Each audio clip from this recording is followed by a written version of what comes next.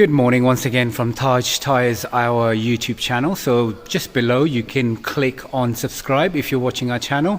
If you just joined us, this is a Vauxhall Corsa on a 2007.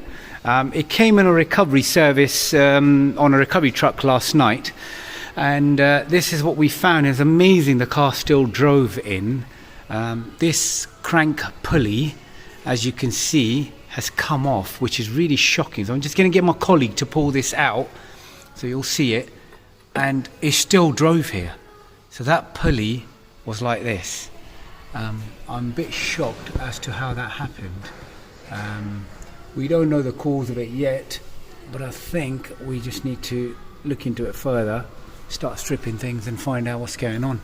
But yeah, you got to be careful with these things. So maybe a regular service on your vehicle, checks, belt checks, you know, that might prevent it from all of this. But it's amazing looking at this, how this is just hanging and it was still, you know, driving, and we managed to get this on the ramp.